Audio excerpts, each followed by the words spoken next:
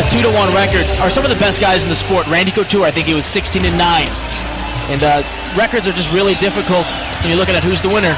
We go inside the Bellator circle for the particular announcement. Damas y caballeros, este es el siguiente combate de esta noche, pactado a 3 asaltos en la división peso mediano de Bellator Fighting Championships. Ladies and gentlemen, our next bout of the evening set for 3 rounds in the middleweight division of Bellator Fighting Championships. Presentado por, being brought to you by Ford Motor Company y ESPN Deportes. Los jueces son, the judges are Jim Lambert, Nick Atwood y Bobby Higdon.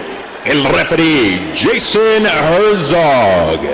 Presentando la esquina azul, introducing the blue corner. Vestido de rojo con color blanco. He steps into the ring wearing the red trunks trimmed in white. Su peso oficial, 185 libras. His official weight, 185 pounds. Practica el arte marcial de lucha libre con un récord profesional de 13 victorias y 5 derrotas. He is a wrestler with an MMA record of 13 victories along with 5 defeats.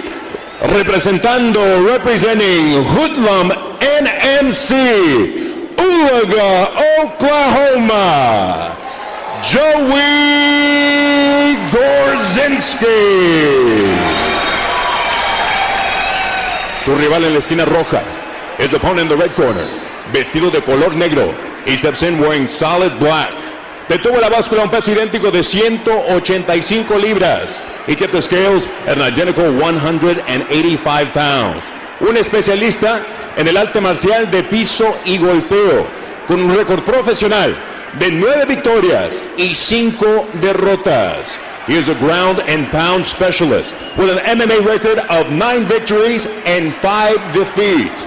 Originally from Porto Alegre, Brasil.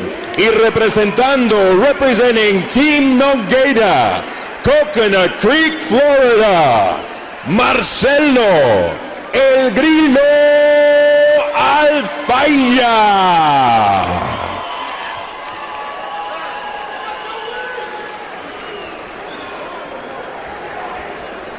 Fighters have gone over the rules in the back. There are no final questions from you, Blue. No final question from you, Red. Touch gloves, come out ready to fight.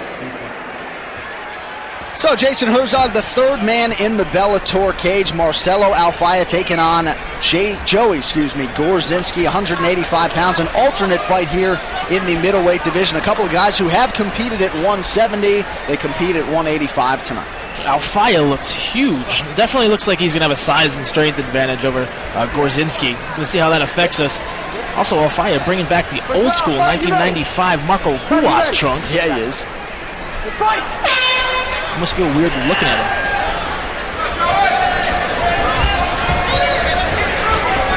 Looks a little bit like Billy Zane, doesn't he? I see it. Billy Zane was going to compete in the mixed martial arts. Gorczynski trying to be active with the kicks early on here, the high kicks. Gorczynski looks a little tense. Keeping his hands kind of low too. I want to see Gorczynski bring his hands up, otherwise Alfaya may connect with something there that Gorczynski doesn't have an answer to. I think we're going to look for good clinch work there from Alfaya as he works against the cage. And on that single leg, runs the pipe. Now he's going to work out of the guard, Gorczynski. This is the first time that in Bellator we've seen a Brazilian Jiu-Jitsu black belt actually working in the guard.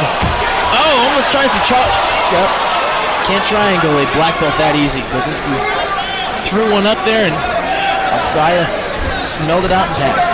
Gorczynski's fought a lot of high-level jiu-jitsu guys in his career. He's not going to be fazed by fighting a Brazilian jiu-jitsu black belt. We mentioned how many of his wins have come by submission.